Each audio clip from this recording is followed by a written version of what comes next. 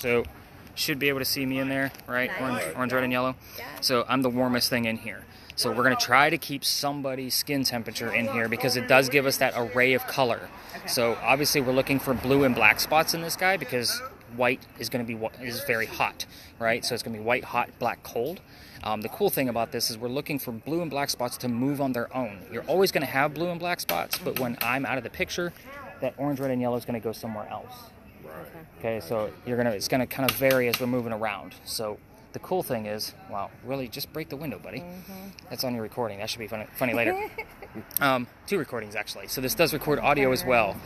I used to ask where my skeptic was so I can get their commentary all night long, but then I started hearing all the bad things people were saying about me. I'm like, wow, I'm never giving this to another skeptic again. Okay.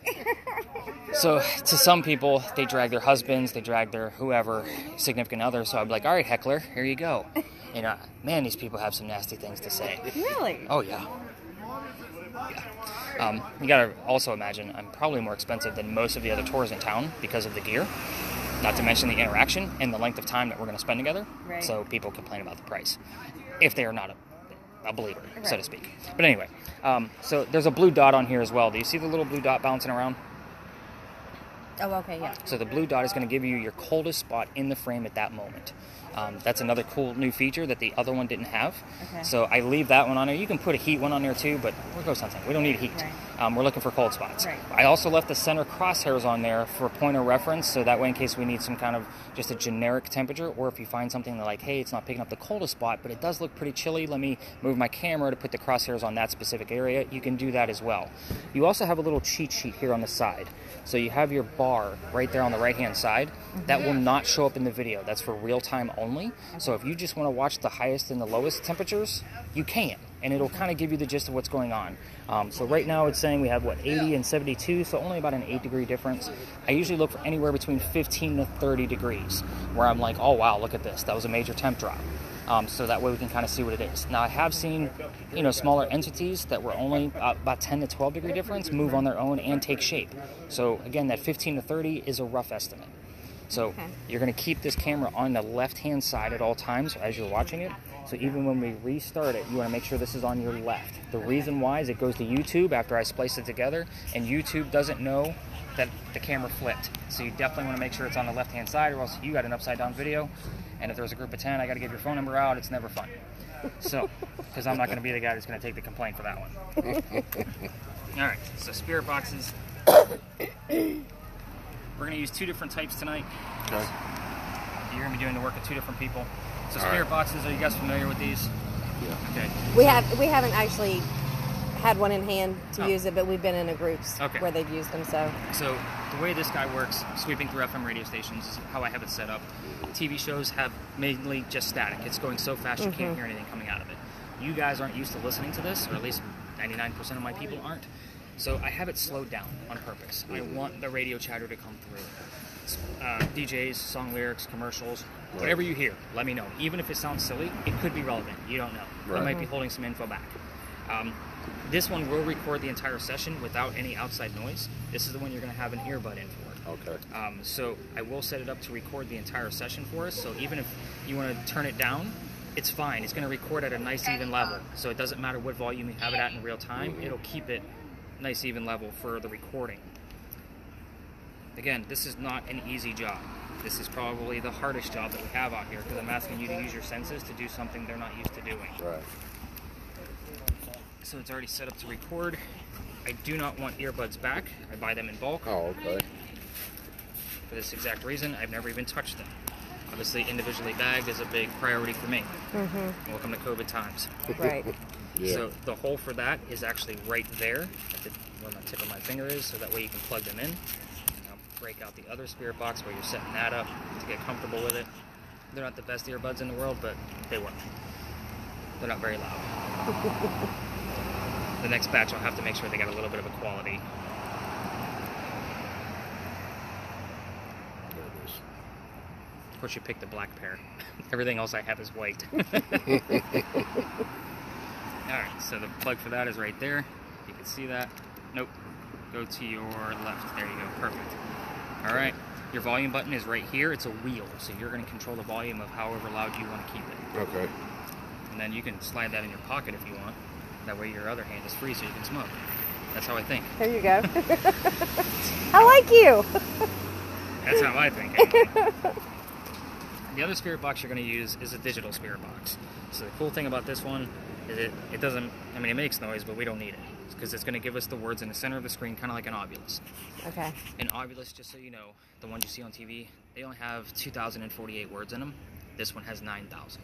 Nice. So it's a paid upgrade version of this app. However, I will tell you that 80% of what comes out of this is absolute bullshit. It doesn't mean anything. So it's the other 5 to 20% where I'm going to give you the full list, because it does save all the words to a list. Like this is last night. They were a little lighter on terms. They only had 67. I normally get about 70 to 90 in a 2-hour tour. Sometimes more than that. We just never know. I'm going to clear them out, start you guys off fresh. The word constantly is from last night, so that will not show up on your list. So at times when I want to see where the list is at, you don't need to show me every word. Just hit this little white button to the right of it, and you'll be able to scroll through the list. And I'll kind of let you know like the other 5 to 20% that I feel is relevant. A lot of times you're going to see I need double clues, and we're going to talk about that at the first location. Okay. Again, this is meant to be a game and a hoax. A lot of times I'm going to say that's part of the 80%. I see that all the time. You know, that kind of mentality. Again, it's still giving me... So is that plugged into the right thing? Just had to turn it up. Because we can hear that. We shouldn't be able to. There we go.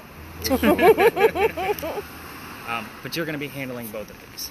So again, we're just going to let this guy run all night, and then you'll get the full list. The cool thing is I'm going to also give you the verification of why I feel like that term is relevant. So for example, if you're standing next to Big John's, if it says Big and John, I'm obviously going to highlight those and then give you the map of where we started, kind of thing.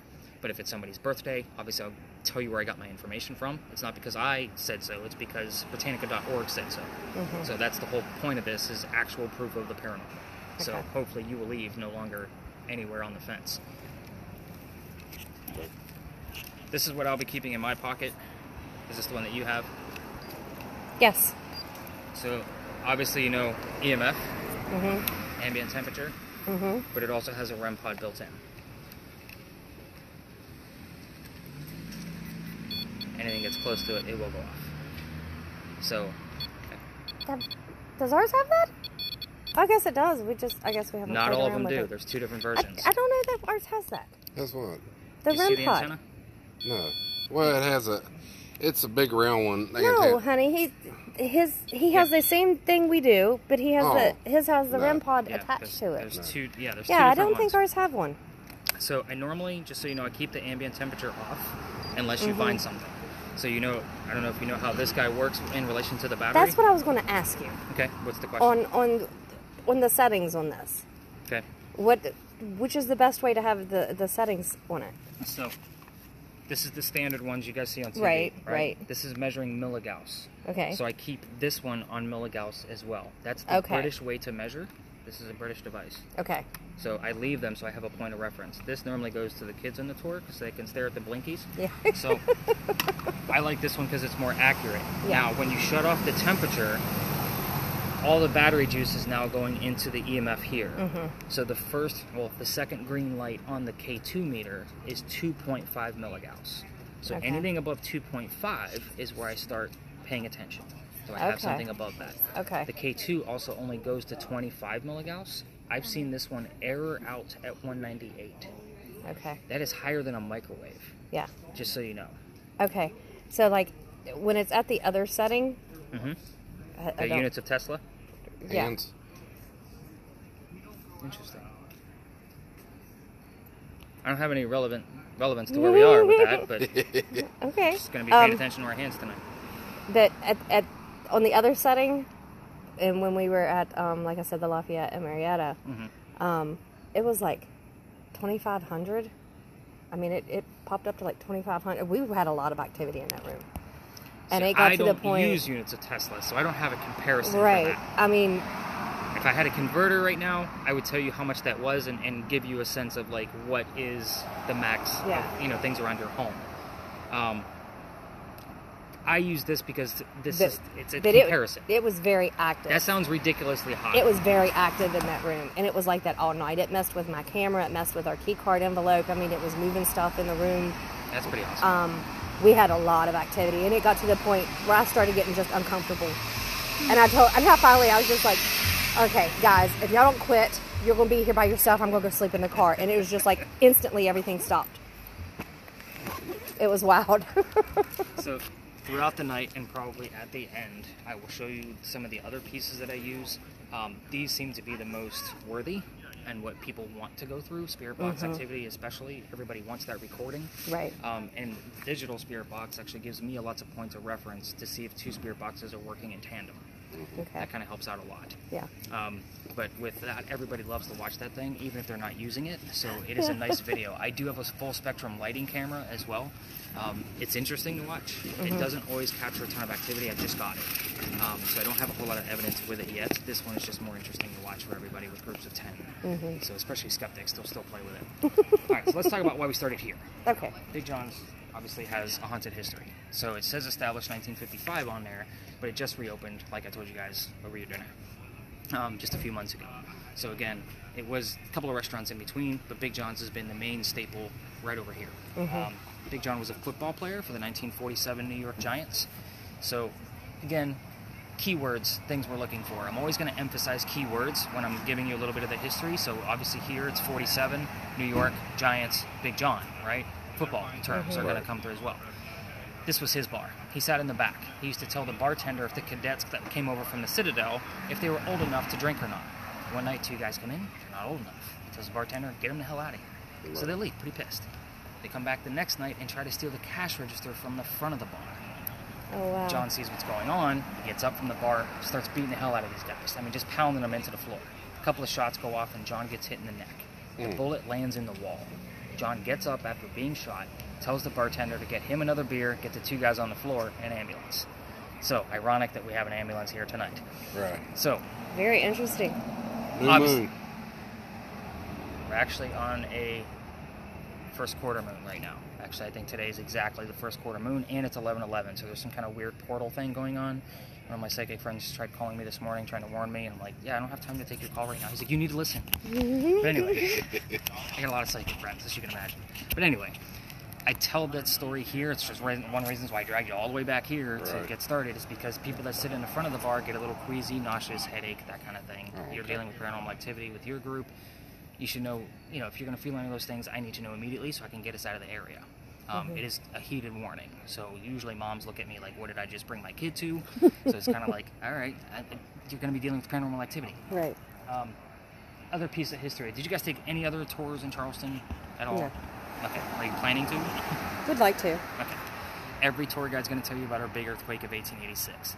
It's a big anomaly with us because this is the East Coast. We don't get earthquakes. Right. This is allegedly where the first death occurred. Same place. It hit everywhere. The mantle you see on the side of the building here also goes around to the front. A piece of that broke off from the earthquake, struck somebody in the back of the head, and apparently killed him, and they say you can see his ghost in the middle of East Bay Street. Now, I say allegedly with that, I don't have any proof. Just a great segue so the moms aren't worried about their kids getting sick on my tour. Right. So, let's go to our first stop and get you guys really going.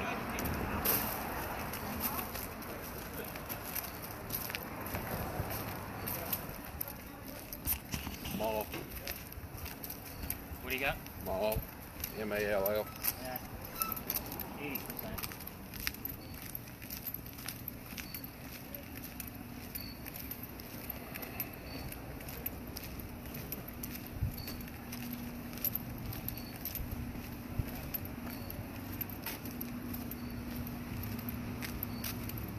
Yeah, see? First quarter moon. See it perfect. It's actually a nice view. I gotta pay attention to that stuff. Does that pick up? So with sky in view of your camera, just so you know, that blue dot is going to default to the sky because it doesn't know what to measure. There's no surface. Your camera does not see in 3D.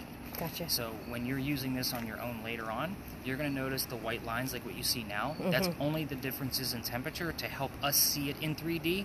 So again, it's trying to assist, but again, it only sees flat surfaces. Okay. It will not see through windows either, which was the thing that pissed me off about it, because I bought it hoping one of the locations I used to take people to, there used to be a swinging corpse that you could see in the window of this one building, and I was like, oh, we get the thermal, we'll be able to see it. No, it doesn't see through glass. So really what I had people looking for was the cold spot on the glass in the shape of a person in hopes that we would actually capture something. We had a few, but it was not like definitive where I was like, oh my God, check this out. Yeah. But anyway, this is where we keep your horses for your carriage rides. So you guys can probably smell them, unless you're used to horses all the time. I'm down here 6 nights a week, I can't smell them. This history here is really simple, and I keep it that way on purpose because this is when I have my 10 folks and they all have 10 devices. I need to be able to one-on-one with you to show you more tactics about the device. Normally the intro is let's get these devices in your hand with a basic gist. The history here is really simple. This is where we held horses that delivered milk and eggs to the residents of Charleston. Obviously keywords here, milk, eggs, horses, anything dealing with horses. So spirit boxes, this is not TV, this is not is somebody here, right? Because everybody wants to do that. Yeah. We stay away from yes or no questions because if somebody answers no on one of your spirit boxes, obviously somebody's here. They answered you. So again, we're going to just stay away from those yes and no's all night. What I normally tell people as an example, this girl kills me every single night. Yeah, I got nothing on that either. Attack. What I normally tell people with spirit boxes is normally I have at least 4 running on a full group. So with that said, Do you guys have some water? nope, sorry, I don't. Sorry. If somebody's here, tell me what color the big red barn is. You obviously know the answer. Again, I'm usually dealing with people that don't know the lingo to what we're doing. So again, you know the answer. You're looking and listening for the color red, but that one he's listening to is using DJs and song lyrics to convey messages. The word red might not be in there. So fire truck, blood, heart, all 3 of those things are specifically red. That would be a direct answer. What color is a big red barn? Blood. I would accept that. That's good enough for me. However, we're still close to Big John's Tavern. His teammates like to come through. Let's say you see the word art on your word list, but you hear the number 40. Art Faircloth was number 40 on Big John's team. See where they verify? Okay. A lot of the stories tonight can have multiple people with the same names. Charles, Eliza, Georges. These are very common names for 1800s, which is a lot what we're going to be talking about, not 1947 football players. So, again, that's just kind of an easy start. But we're going to walk through here slowly, just so you can get the gist of how to listen to that thing. Again, you don't need to show me every word. I'll ask you where we're at with the list, so that way we can kind of see what's going on. With yours, again, try to keep somebody, it's going to be hard, especially trying to keep the sky out and keeping somebody in view. You don't always have to have it facing at me for whatever reason, but again, it's going to be... Got a hand or something in it. It's going to be difficult, with just 3 people here. Okay. But once we get into some of the more busy areas, it won't be as difficult. Okay. But again, some of those areas we won't be recording in either, but we're going to walk slowly so you can get used to how metal, asphalt, brick, foliage, how all of that stuff looks through your camera. And then, of course, we'll be asking questions of the spirit boxes, and hopefully he'll be able to answer us with what he's hearing. So, have you heard anything yet come out of anything that you can actually make out? No. Nothing at all? And that's why we record it. It's not an easy thing. I go through it to kind of help you along. So even when I'm going through it tomorrow, I kind of put whatever I catch. If it sounds a little bit odd, that's not normal radio chatter. The word Charleston's going to come through a lot. But again, I omit those things. I don't put that in there. So if it's just a weird phrase, I'm going to put it in there just so you get the gist of what I'm listening for. Okay. So that way you kind of teach yourself on how to continue listening to the rest of it. Because again, for every 5 minutes, I listen to like 30 seconds to a minute. When I catch something, I skip ahead 5 minutes. When I hear something, I skip ahead 5 minutes. And that way I'm not spending the full 2 hours listening to that, watching this. Yeah, I was wondering how you got it back to us the next morning. I'm You're usually like, done what do by you do? noon. You never stay awake? I don't Or go I mean, through you all never of go it. to sleep? If I have a full group of 10, there's anywhere between 8 to 10 hours worth of data. I'm going to spot check it, give you a few markers to check out for yourself, give you links if they're verifiable. If they're not verifiable and it's just to help you learn what I'm looking at, there won't be anything next to it. Okay. Again, I go through it for about 2.5 hours, but I upload everything tonight. I get everything set up in my office. It runs all night. I get up in the morning with my first cup of coffee. I got Spirit Box in my ears. So, just how I do Heard this. the word family. That wouldn't have anything to do with it. So a lot of times we'll get terms that are relatable to either the spot that's relatively close by. We are going to be talking about a very prominent family at the next stop. So I'll wait for another term to kind of verify that, but it is kind of vague. So again, I'm not here to make shit up. Okay. Right. Oh, also keep in mind with your camera, people don't like their cars being filmed. Okay. So some of these places, we're going to be in open spaces like this, and people are going to, if somebody's going with their car, we're just going to go the opposite way. Okay. And people get real weird about that. They don't know what the hell we're doing out here. Right. However, if I was a car thief, that would be my first tool, because I know how long cars have been sitting in a lot based on their heat temperature. That's actually, but yeah, that's clever.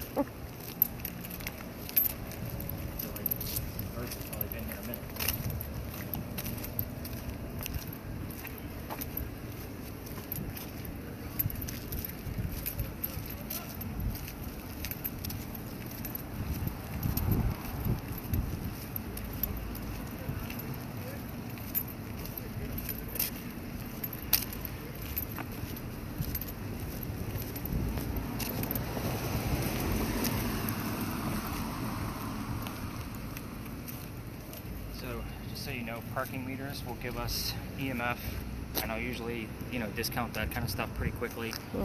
Our sidewalk actually hold the electrical wires for these. So a lot of times when we're walking on main streets like this that have parking meters, I won't even pull it out, just because it's going to give me false positives. Interesting. Yeah, it makes sense.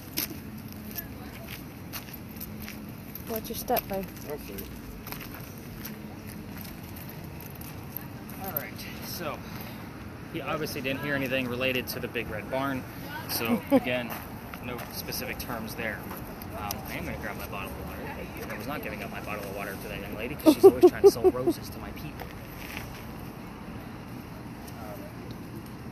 This is normally what I call like your level 2. That's level 1 where we just came out of. And again, when I have 10 people, we're there for another 5 minutes. Obviously, we're not going to be doing that tonight.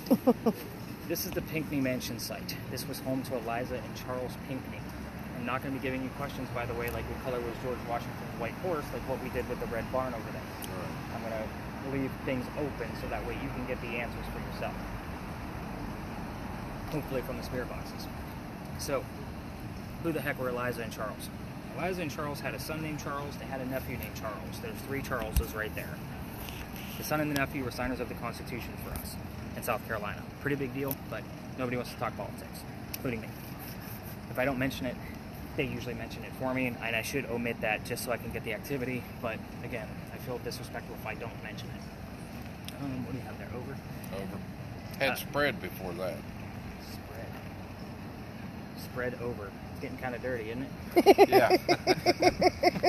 Sorry. All right, what kind of Mind went there. Simulate. Wow. All right, Eliza, let's keep it clean, young lady. So let's go to Eliza because she's way cooler anyway. I don't want to talk about politics. So Eliza married Charles at a young age. I'm not going to tell you how old she was. I am going to tell you that Charles was over double her age. Wow. So that kind of gives you the age gap. And it's young by our standards today, not back then. Just if that'll help you. So she married him because her father over in England thought he was dying. He wanted to see all of his kids one last time. So she didn't think he was dying, so she stayed put. She got married. This is the 1740s. There's no such thing as citizenship. We're not even a country yet. So again, this was actually out of love. Most people think it was some kind of arranged marriage, and it wasn't. So what happens from there is Dad gets better. She was right. He starts sending her gifts and presents from England to this spot. One of those gifts happened to be the plant indigo. You guys have been in town for at least a day or so that I know of. You've probably seen the word indigo a few times and didn't even realize why it's so prominent here. Indigo is a plant that makes blue dye that makes our blue jeans blue. So again, that's how we use it today. It started right here. Indigo was already here based on the Gullah slaves, which I'm sure you guys heard something about that while you've been down here. Gullah slaves are straight from Africa. They're basically agriculturists. It doesn't always stay warm here. She had to learn from them how to keep this plant going. So then she calls her dad up when she has it all figured out and says, rice plantations are going downhill. We can make a killing. I need some contacts. That's where the color royal blue comes from, by the way. It's expensive. So she starts selling her indigo overseas, and now we have an international businesswoman, which is absolutely unheard of during colonial times. Husband was a big politician, obviously more politicians as you go through the family line. Let's get into the weird stuff about Eliza that we can ask on the spirit boxes. And I have a feeling it's going to be you and I asking, and he's going to give us answers. Obviously the marriage thing, the mansion's not here anymore, right? So what happened to it? We can ask what happened to the mansion. Hopefully they'll give us a year as well of when that tragedy happened. I'll give you that much that it was a tragedy. As far as Eliza's death, she's pretty open. She'll pretty much answer anything. I'm giving you questions that she's given me answers to literally probably hundreds of times at this point. Eliza, how old were you when you died? What did you die from? Where are you buried? And what U.S. president was a pallbearer at your funeral? So again, these are pretty prominent questions. Again, staying away from the yeses and nos. The kids, talk about the kids for a second. I obviously told you there's one of them. His name was Charles, signer of the Constitution, but there's more. There is a tragedy among those children. If we poke the bear, she will stop all activity. I haven't pulled out the EMF yet to see where it's at, but I'm sure we'll get something out of this guy.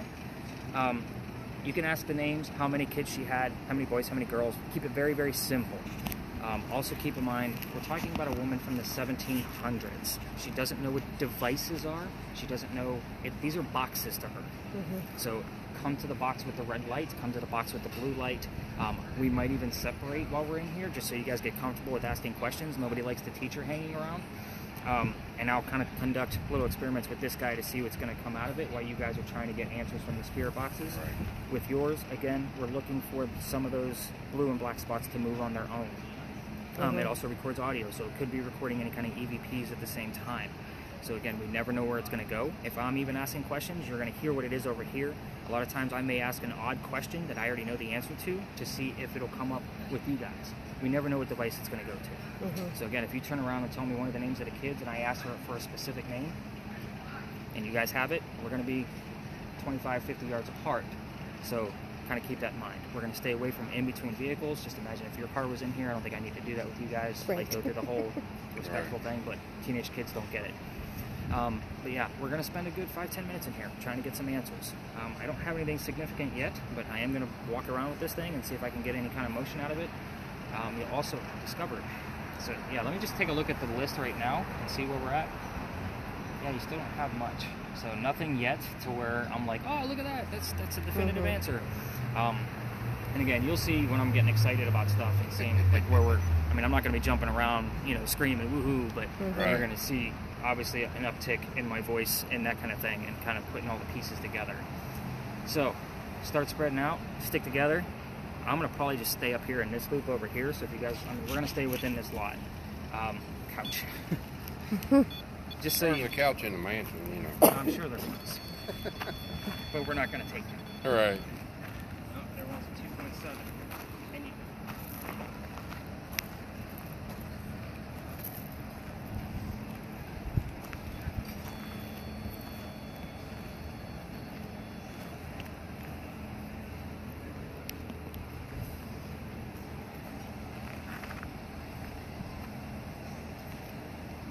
So how many children did you actually have?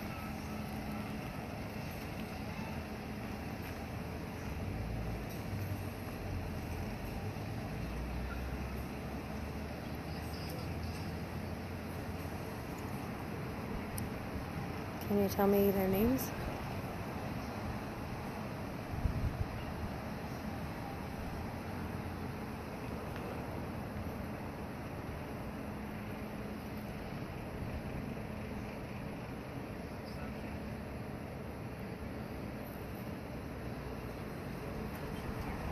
What year did you get buried?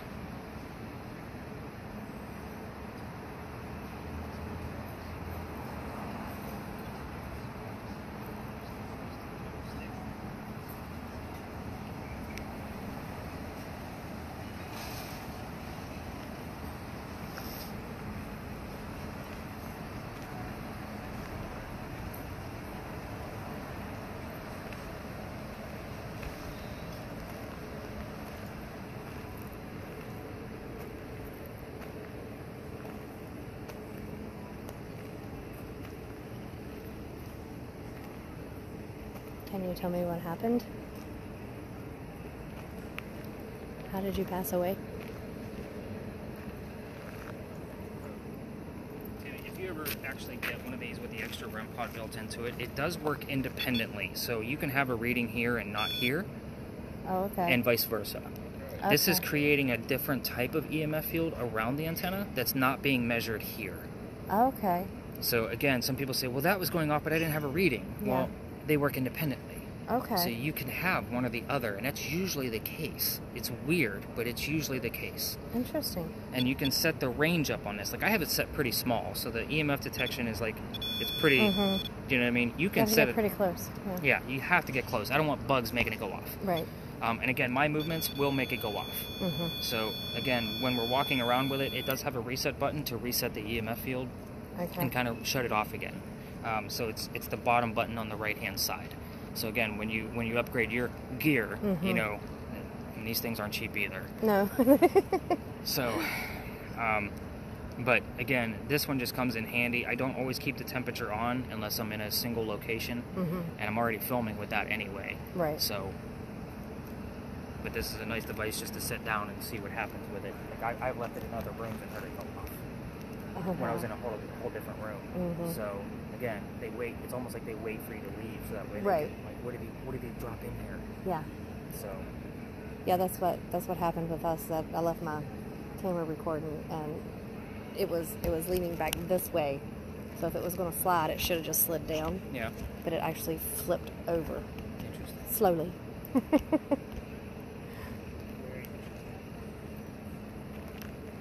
like he's asking questions. I'm impressed. I didn't think he was going to. I think he's wanting Sure. Well, to we all find want something, wanting to believe. Because of our experience, he's more inclined to participate. Well, one of the reasons, like, I was thinking it was going to be reversed with the devices you guys have is because you seem like you're more in tune with this. And again, with that one, it's normally the more active piece. This doesn't capture something every night. But if it's not recording, we're not going to, capture anything. I might get like 4 to 7 solid pieces a year out of that, as much as I'm out. So it's just a matter of, is it cool to watch? Is it a nice presentation? Is it a legit piece of, paranormal tools to be able to hand out? Yes. But is it going to capture something every single night? No. It's not on a stabilizer. It's not standing in one spot for hours and hours and hours. Right. We're touring. So there's a big difference. But the things I have caught with it, holy shit. Like, really cool stuff. Like, you can't mistake what's actually happening. It's weird, you have like a bit of a white, what was that off in the distance? That car must have just parked. You see how warm the engine is? The funny thing is that the glass, they must have had the AC on. Because your blue dot is there. And don't worry about the timer at the top either. As long as that red square is there on your left, that means it's recording. Because sometimes that timer will move, and then it stops, and it freezes and freaks people out. I'm like, nope, you're still good. You're fine. Yeah, you got a pretty big variance there. You got a good, 23, 22 degrees variable, because you got the motor in there.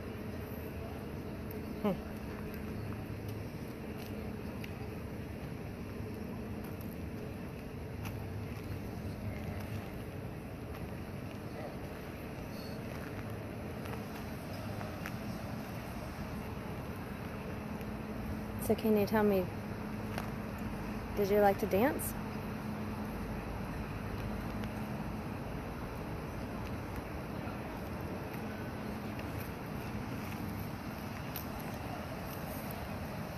What type of dancing did you do? What was your favorite dance?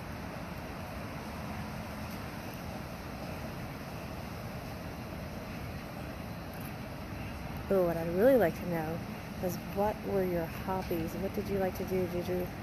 Did you know how to read and write? Did you learn how to read? Did you paint? Did you plant flowers?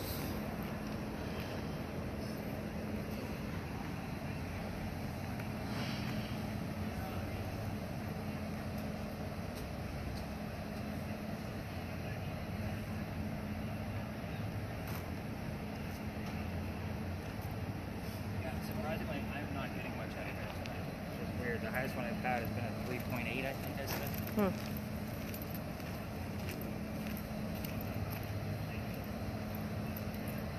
What kind of games did your children play?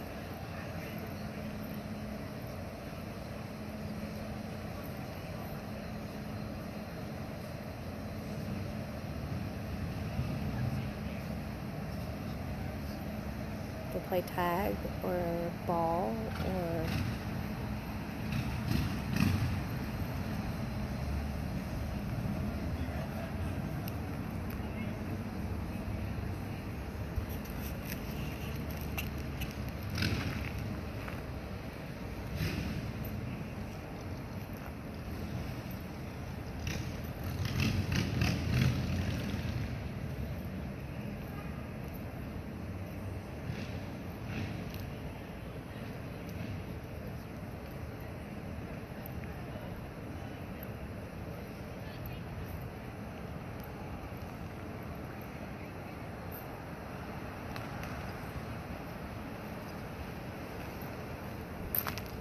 this is like, I think 4 times in the past 2.5 years I've been coming here have I gotten anything this low. Really? Yeah, normally this thing is off the charts. I want to see what chips are on. Do you have anything going on?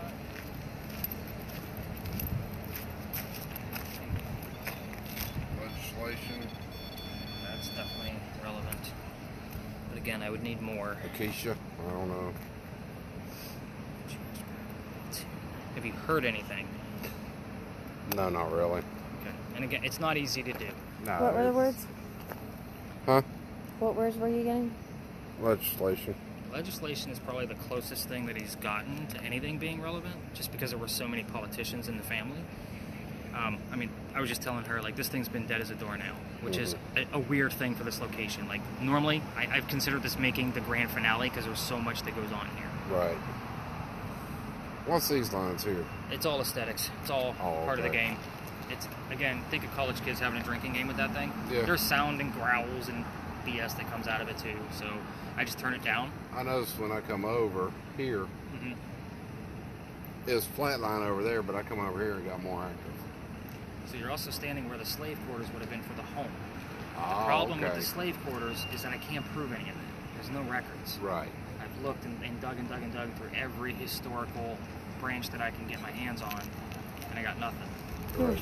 So the claim of that app is that it's actually sweeping through the stations just like what you're listening to, Yeah. and it's picking up words out of it. Right. I call BS. Every once in a while I'll get something that's in sync, like the word tune might be said at the same time I caught it. Right. You know what I mean? But it's a rarity that actually occurs. It's too coincidental to me because it doesn't happen very often. Right. But again, the app is fun because there are so many terms in it. That's why I can rule out 80% of it as.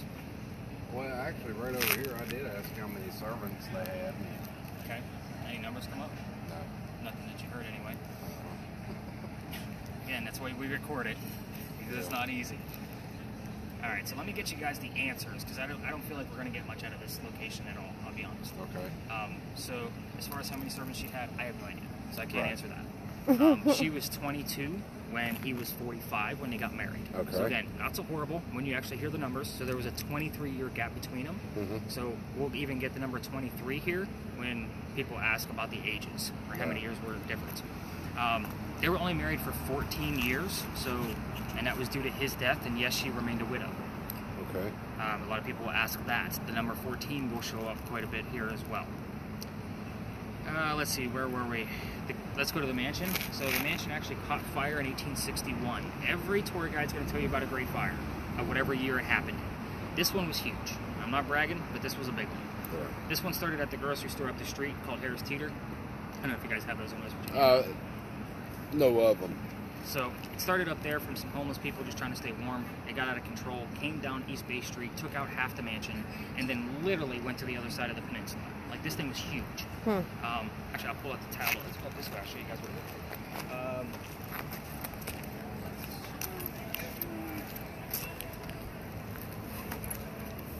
Eliza's death.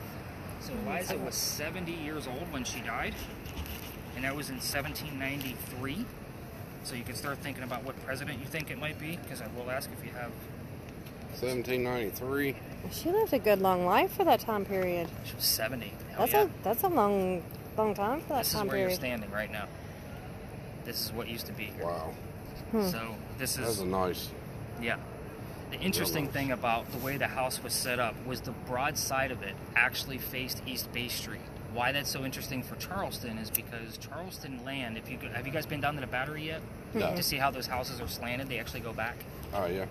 So when you start to go into the upper neighborhoods, like the ones that, millions of dollars for us nowadays, you can only see the skinny side, and we have what we call piazzas. They're basically a front porch for us northerners, right? But they have a door on them, so that way the air conditioning would go through the top and actually air condition the house that way, and they wouldn't have the smell of low tide coming through.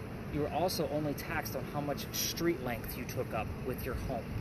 So if they went skinny and went backwards this way, they would only be taxed on the front. Oh, okay. The Pinckneys had a shit ton of money. They didn't care. It was bragging rights to be able to do that.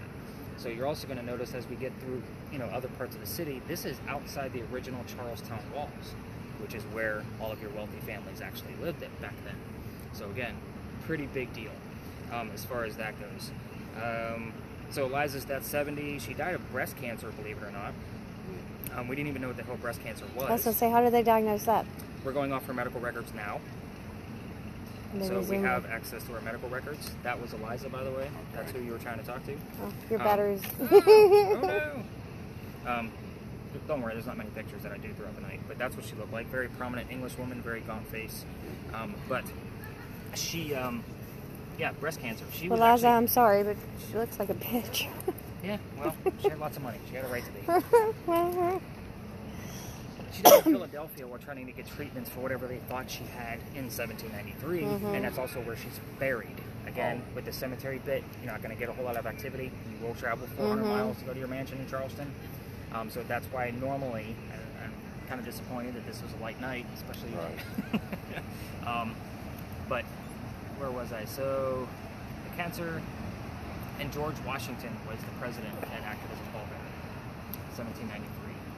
And that was at his own request. So he knew what she had done to get this country started, and he wanted to... I'm sorry, what president? Washington. So we will get things wrapped around Washington. Last night, on our way out of here, we got the word quarter. Who sits on the quarter? Right. You know, little things like that will pop up, where it's like, because they were like, oh, is that because we're in the French Quarter? I'm like, no, who's on the quarter? Like... That's New Orleans. Yeah. No, they have a French Quarter here too. Oh, do they? Yeah, we do. Yeah, we're gonna actually be cutting up through that. The kids, there was 4 of them. So the number 4 obviously is pretty prominent here. We get that all the time. Charles, you know of, signer of the Constitution. Then we have Thomas, who fought in a Revolutionary War battle just south of here, called the Battle of Camden. He was shot in the left leg with a musket, and it shattered his leg, left him on a cane the rest of his days, and he was captured. So these are all terms: seized, captured, you know, anything like that will pop up here when it's wrapped around. Kathy? No idea. Okay. Names and numbers normally don't lie. There may have been a family friend named Kathy. I have no idea. I dig and dig and dig, and whatever names stick out to me is the ones I remember on the tour. But if I find something in my research tomorrow, I'll attach it. But I doubt anybody was named Kathy. It would have been more Catherine. Back in those times, 1700s, they're not going to go by a shortened name. It's very formal. Baby George was the next child. Baby George didn't make it. That's the tragedy I asked you not to poke the bear with. So unless you did poke the bear, and that's why we actually have so little activity, did you ask anything about the tragedy of the kids? I did ask what tragedy happened here, but I didn't ask. So normally when that happens, all activity will normally cease, and I won't even get high readings from the EMF from my pocket. Okay. So, fingers crossed that she didn't go tell all the other ghosts, because that'll happen too. I've seen it where nights have been so dead, and then somebody calls me later and says, I asked about Eliza's baby. Damn you. Right. So what happened with George is, I don't think it states on his death certificate what was actually wrong with him, but we don't know if the baby was weeks or days old, because it has the same month and year as birth and death. There's also no grave. Now, somebody a few weeks ago actually kind of told me, based on her being an English woman and whatever religion she followed, they may have mummified the baby and kept him here to be buried with the mother. Now, I already told you that she was buried in Philadelphia, so they would have shipped this mummified baby up to Philly to be buried with mom. I don't have any proof of that, but it is kind of a creepy thought for us today. That's not something we practice today. Right. And then there was one daughter, Harriet. So Harriet actually married in Horry. And what does that mean? Myrtle Beach is in Horry County. That's a last name. So Horry County is obviously pretty huge. That's where the daughter lived. Lots of letter writing. Wouldn't have been a 2.5-hour car ride to go see her. Right. So anything dealing with letters would have popped up as well, including the word published, because those works were published in one letter book. What do you got now? I did ask I had the word right come up. Okay, I did ask her what her hobbies were, and if she could, if she wrote, or if she painted, or right. Could she even? I asked it. Did she even know how to read and write? Because I know a lot of women back then didn't. Oh yeah. See, I seen write. But if we're also in the grounds of the slave quarters, there may be somebody else here too. I'm sitting here talking about Eliza's kids, and the word parent shows up. And I didn't see that. So, and I didn't see characteristic either. I didn't see I see bad characteristic as kind of a phrase. I know that bad probably showed up after characteristic based on the word list. But again, I have to look for clues, and I'm looking at it as a whole. That may be reference of me saying that kind of had the bitch face. Well, you're also smoking. Oh, yeah. Which could have also been... Okay, well, I'm sorry if I offended you. Just to kind of give you an idea of what her education was like, she was involved with John Locke's idea of tabula rasa. What does that mean? She had a belief, based on John Locke's belief, that children are born with a blank slate. It is their experiences that you give to them on how they're influenced throughout their life. I agree with that. So she was technically an educator, teaching, writing, teaching all of those aspects to young children. And that's under the age of 6. So again, that's her education okay. was pretty high. That's pretty cool. Let's see here. We talked about her passing. So again, my apologies if I offended you. Again, she should have recognized me. It's not like I'm not here every damn day. And a lot of times my name will pop up like, hello, Nick. Yeah, scientist.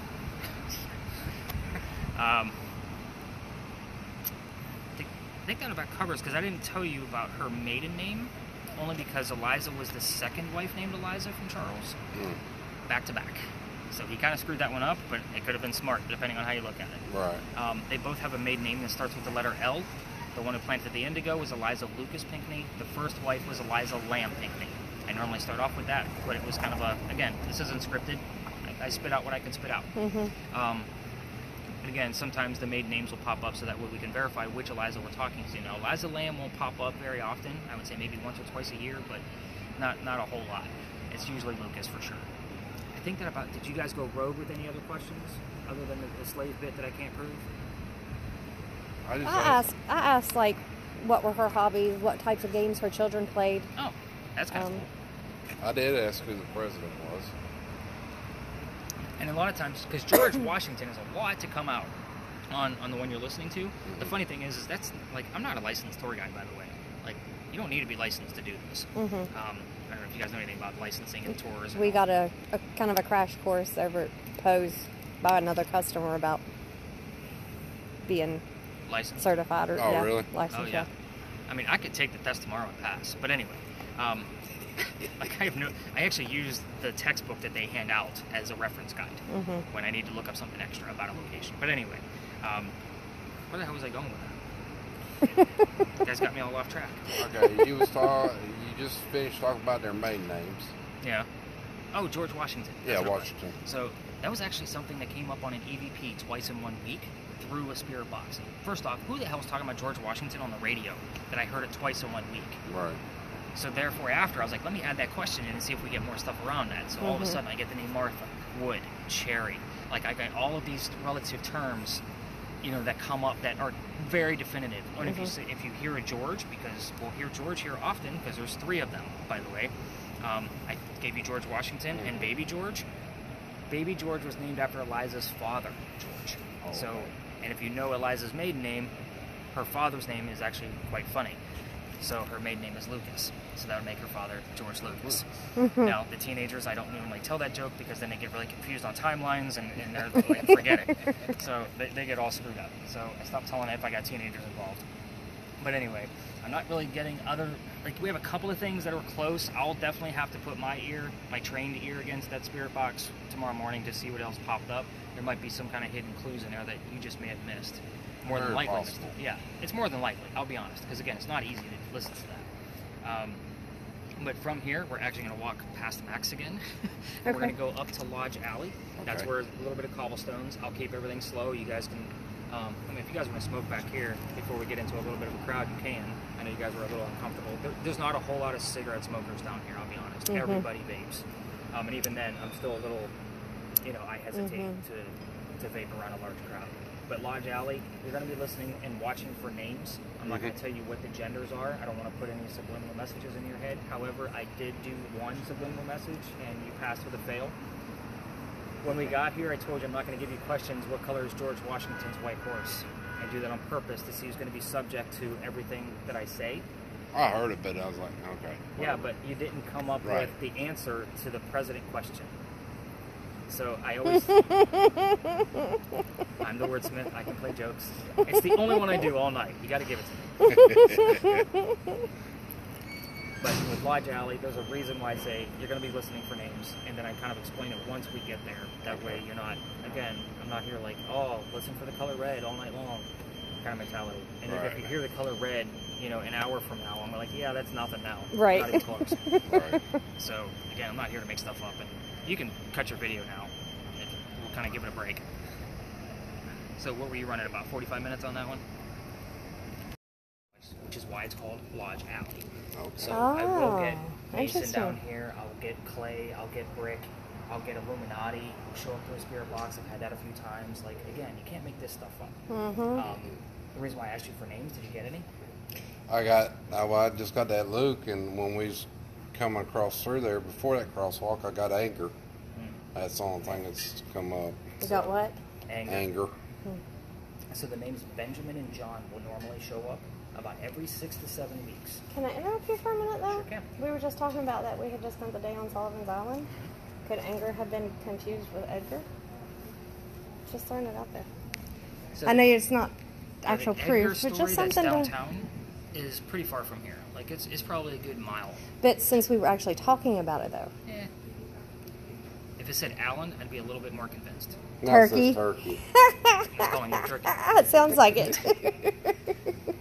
So Benjamin and John both lived down here in 1801. The reason why I bring that up is because this is where people lived. This was considered lower class. This was little tiny shotgun houses. So again, not many people lived here at one specific time, only like 5 or 6 of those shotgun houses.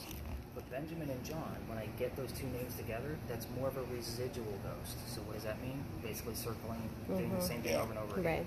Right. The Pinckney Mansion site is obviously more of an intelligent spirit. Getting some weird. Gonna have to definitely watch to see if any shapes form out of that, but you can definitely keep it there for a minute or two just to see if anything changes. Just weird that the cold spot went to the right hand side of the screen now and left chip, because it was right on the outside of your shirt.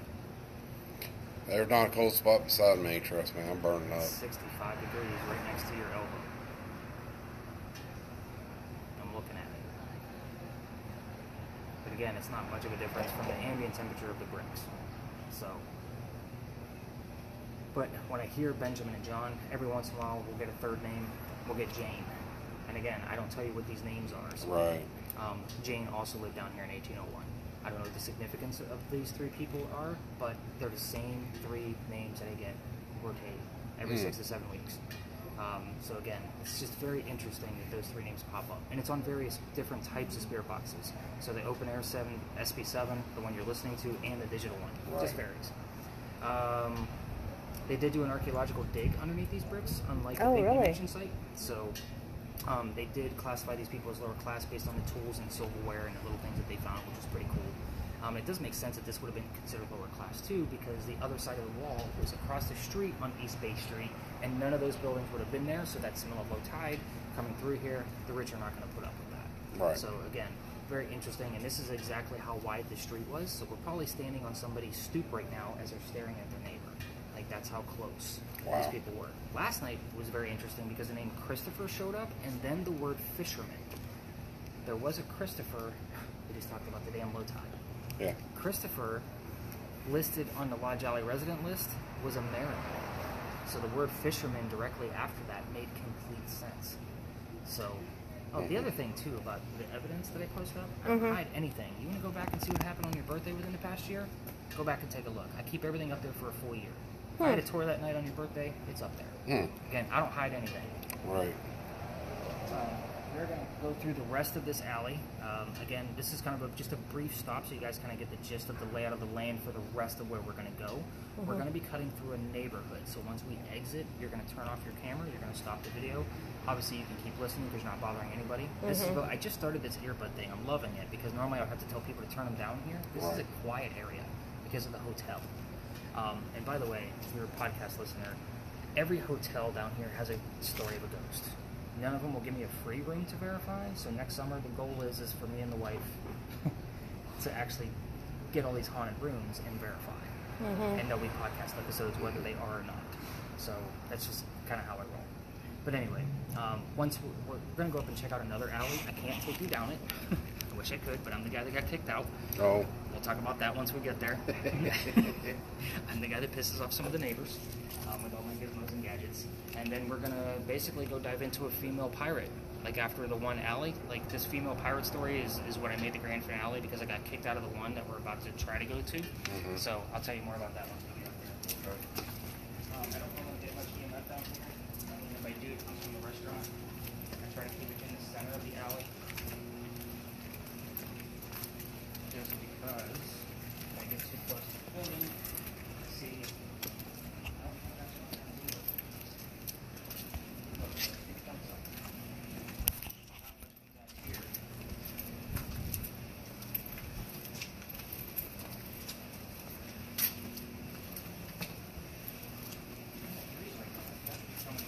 Yeah. I've been feeling the breeze.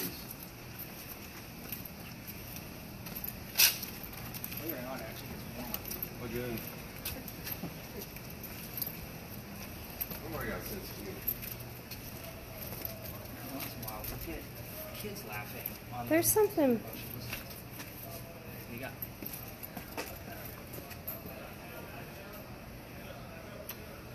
That's the gas lamp off in the distance. That's the what? There's a gas lamp off in the distance. Oh, okay. Do you see it?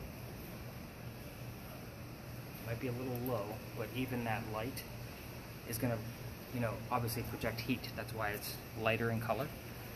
Yeah, well, I noticed the lights that had picked that up, but it was so low to the ground. Yeah, it's probably that spotlight that's in the foliage over there. More than likely. Okay. Now, I have seen thermodynamics in reverse. So what does that mean? Temperature isn't created, it just balances. So when it's obviously hot here, it's colder somewhere else in the world because the temperature just moves. It's the same thing in smaller spaces. Mm-hmm. So if you see temperature actually rise very quickly, then something else is getting colder nearby. So if it's a small spot that's heating up, there's a cold spot being generated.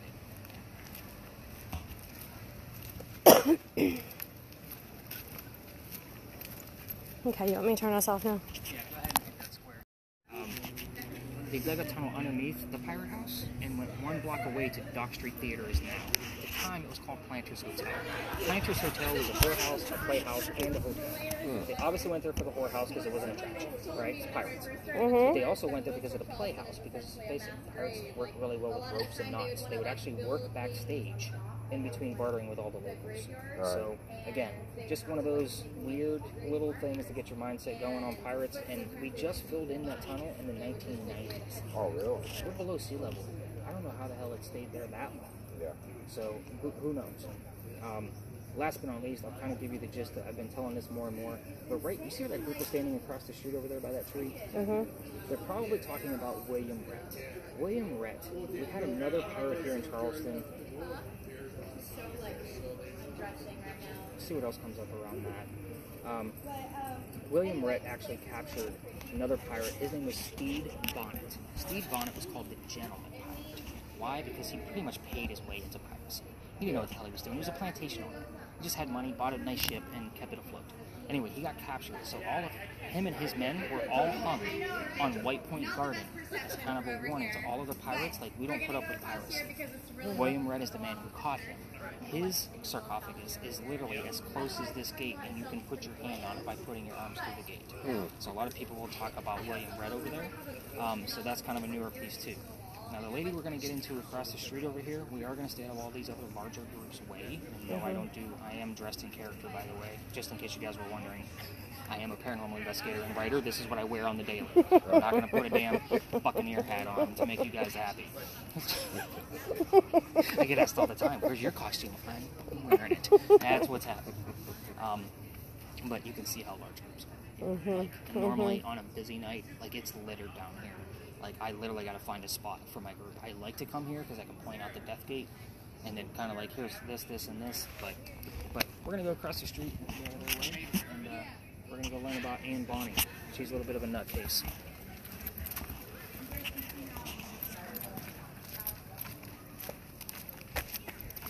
Oh.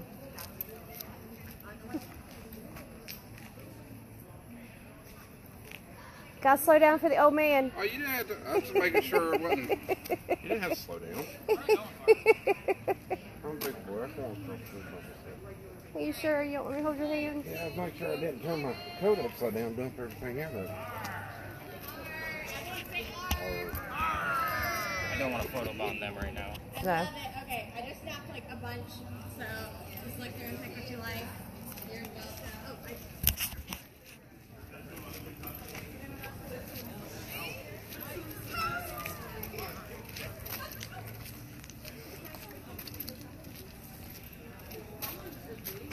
I found a dry spot so I can actually put the bag down. This is where I normally take a break. Okay. Alright, so we're going to actually be talking about this building over here, the little tiny building. Those are not crosses, by the way. Those are earthquake bolts. So the gist with earthquake bolts is that they're a turnbuckle. If we have another earthquake like what we did in 1886, then you could tighten up those turnbuckles little by little and straighten the building back up. Oh. It's a great concept. Shit don't work. So I bring that up on purpose because this is the first set of earthquake bolts that we put in because it's the oldest government building in South Carolina, finished in 1713. So, the interesting thing about where we're at, I told you guys about the Charlestown walls earlier. You remember that from Lodge Alley? Right. This is where the wall was. This is the street. So the street wasn't there. This is where the wall was. It went up past the powder magazine, about another half a block, and started going south towards the battery. Puts the powder magazine locked into the corners on purpose. It's got gunpowder in it. They're going to try to protect it. It's 3 blocks away from the water. If it gets attacked by cannon, it's going to have a hard time going through the 32-inch thick walls. So the walls are very, very thick on purpose. But if it actually does penetrate the wall all the way through and blows up the gunpowder, there's sand in the roof underneath those shingles that you see right now from 1712, the year before it was finished. So the sand is still there. The sand doesn't disintegrate. This building has just never been attacked. But just behind the sand is that it will blow up in the air and drop to put out the fire of the gunpowder. Another idea that doesn't work. We had another powder magazine closer to the battery. It got attacked, sand in the air, building burns to the ground. So take it for what it is. This one is a museum now. It's actually just if you need a little break. It's a small building, and if you're into artillery and what actually wars it served in, it has all the artillery and the uniforms in there. So it's really cool, and it's like $5 per person. So really cool stuff. I bring all this up because this is a government building. It took 10 years to build this building, this tiny little place in the front. Does that sound like our government? Not at all, right? 10 years to build a small building? Our story actually begins right in the middle of it, 1708. So the building's construction, 1703 to 1713. The story begins in 1708, and I'm going to need some water on this one, and you got to follow me. There's a lot of crazy twists and turns. Young lady moves here from Ireland. She's with her dad and his mistress. The mistress is mom. 3 of them are getting away from his wife. You guys with me so far? Okay. I know it's a weird twist. Did you follow that one? So, young lady's moved here, like she's a young girl. Right. She's with her dad and his mistress. The mistress is her mother. Okay. The 3 of them are getting away from his wife. She's pissed. Scorned. You have to move on a boat from Ireland all the way here in 1708. Like, how pissed off was she? Just putting it out. So Must have been a powerful woman. Yeah. Well, he was a powerful man where they came from. Her name is Anne Cormack. They land in Georgetown. Dad buys a plantation because we don't need any more lawyers here in Charlestown. So, mom dies pretty quickly. He starts sending the young daughter down here to Charlestown to sell anything from the plantation and any wares that they might have to try to keep things afloat. The building is familiar. That's another type of spirit that you're going to come across. Now, Anne Cormack is said to be seen all over town. I like to bring you guys here because it's the same time frame of what she remembers. We don't have many buildings this old.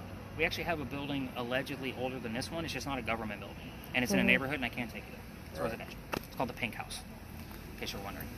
I could say all kinds of things about the Pink House. But anyway, so we're going to fast forward a little bit. Actually, let me stand still. So back home in Ireland, rumor had it Anne killed one of her servants with a knife to the belly. Oh, wow. Like, she was badass, hardcore chick, right?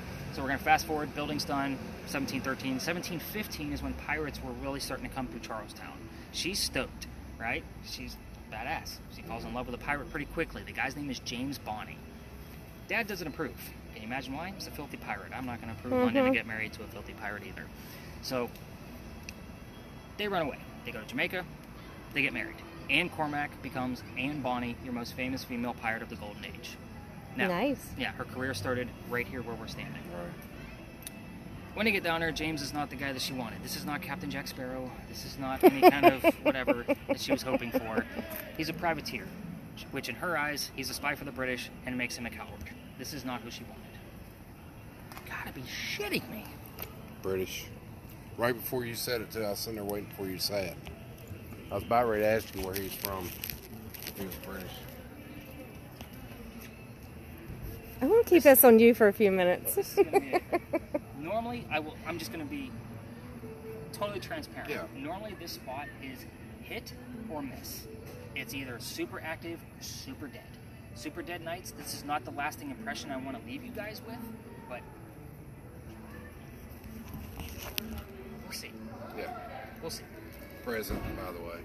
Present is the word we have right now. British present. So, a few years go by, she falls in love again. This guy's name is John Rackham, a.k.a. Calico Jack. Much cooler name.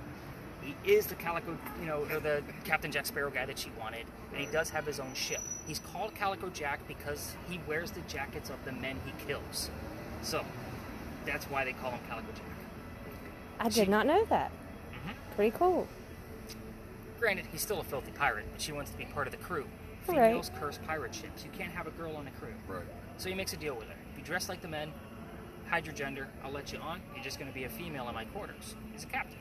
She's okay with this because Dad back home in Ireland used to dress her up as a boy to hide her away from his wife. So she get it, it's a man's world. Right. Put two and two together. Obviously, being a female in his quarters, she's going to get pregnant. So we can't have a pregnant pirate guy on the crew.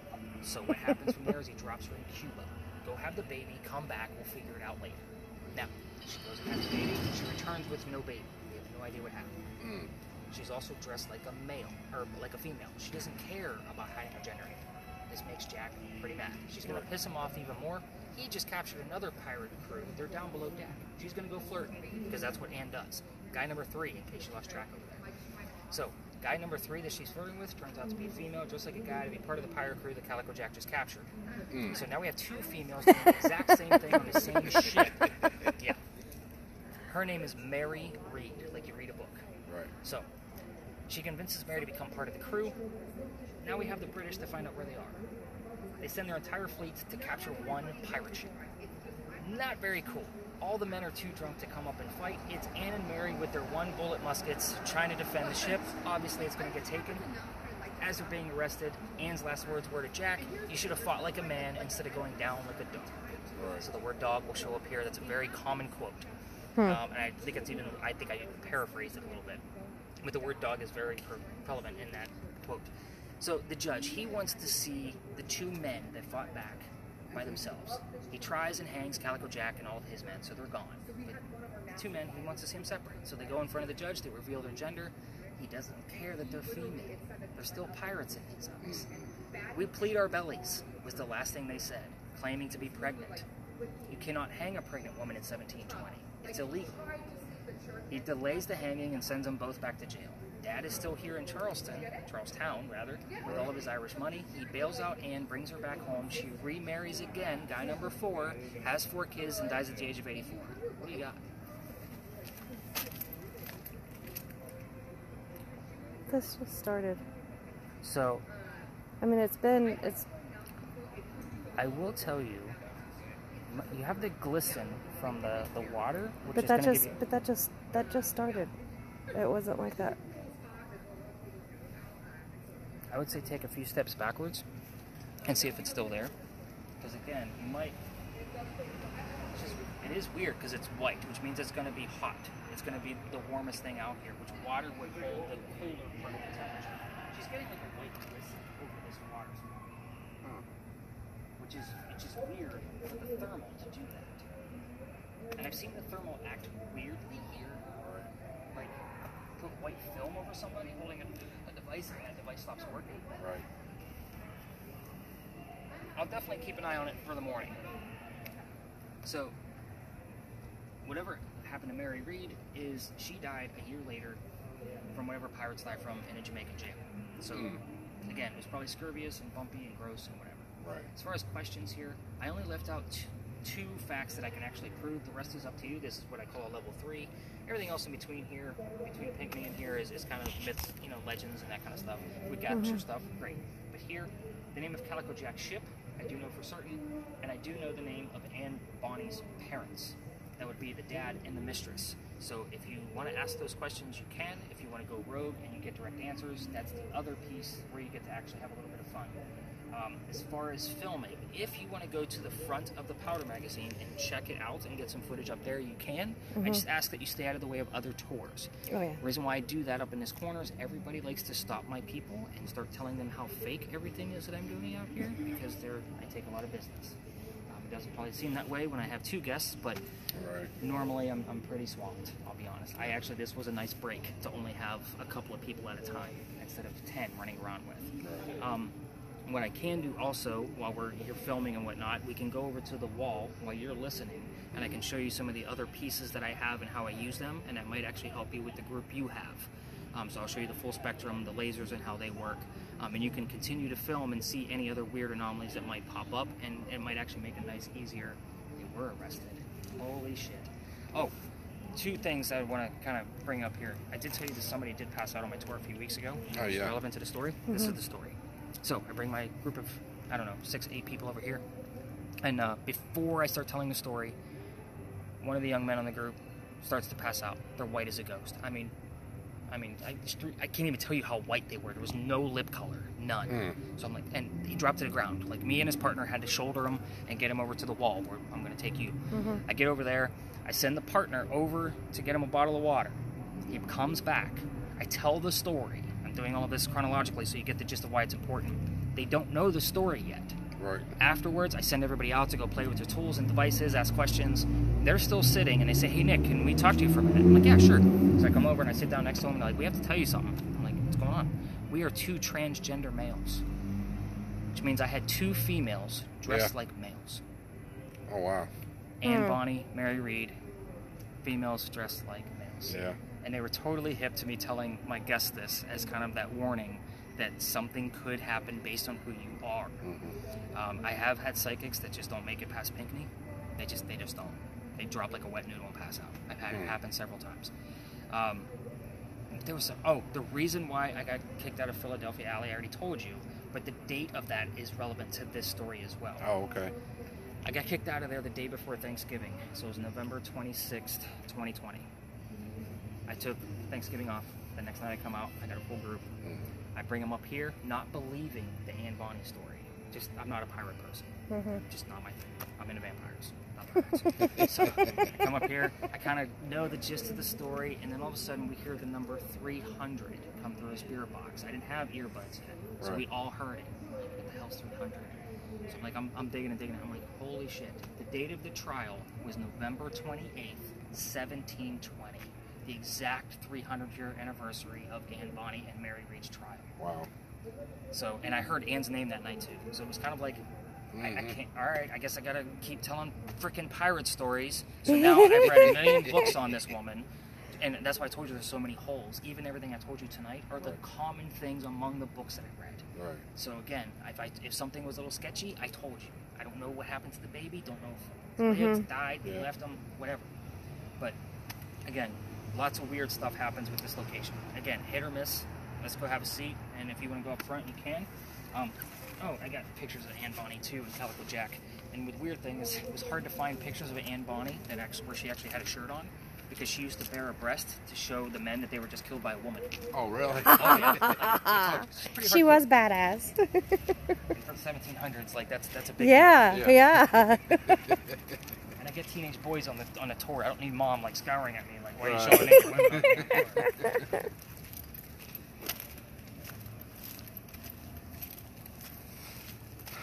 But again, your word list has been pretty spot on. Well, after I got arrested, I got sharply and stick. I don't know if that means anything to you. Nothing I did. Right. Oh, and this guy in here, this is definitely not the Pinckney Mansion site. This will usually zero itself out. I mean, we're going to get like little ones from the building, because I'm sure there's some kind of lights on in there. But I don't get any kind of motion.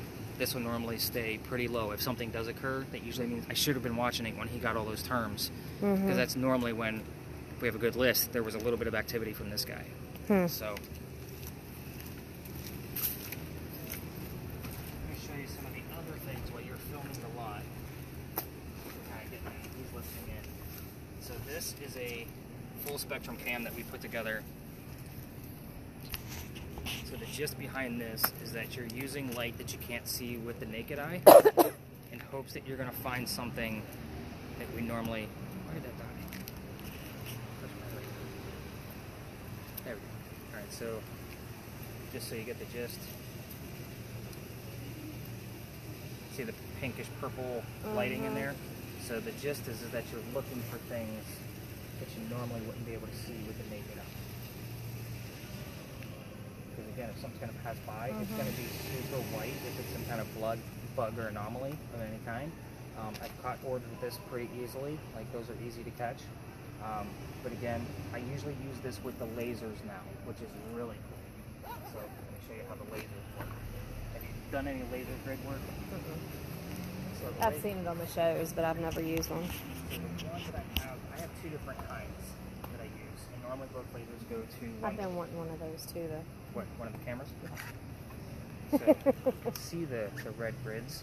So if I capture something in the laser up here, I can take the still from the camera and put it in 3D software and get full measurements of everything we had with a full 3D view. Yeah, pretty badass. So with this guy, it's actually a lot easier to see the red grids on this type of camera than it is a digital camera. Now it's a little bright over here, so it might be a little bit more difficult, but you can still see the red center just below. Sure, yeah. Okay. So I was having somebody like use a regular digital camera with this and take hundreds of pictures, which I had a lot to go through. It's a lot. Not to mention I got to upload them because I give everything away, so that way in case somebody wants to capture something for themselves. But I have the green dot one too, which I'm sure you've seen that one. That one's pretty common. That's just the pen. But when somebody's using them together and in tandem, so you can definitely see the green dots there. So I'm literally looking for something to show up in the middle of the lasers. So you see how like the camera's green now? So obviously I'm looking for something that passed through it. So I'm not looking at the green dots, I'm looking at the pyramid that it's creating from here. Let me do a better example. Gotcha, I see what you're saying. But I usually, when I first started this, I was using smoke to demonstrate. Oh, it makes sense. Yeah, yeah.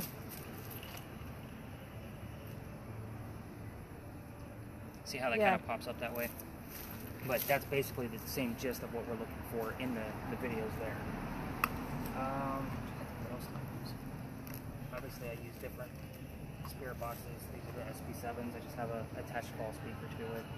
So that way we can actually hear it like out in the open. It's just velcroed on there. So as far as cameras. Yeah. Which would you recommend starting out with, the thermal or the full spectrum?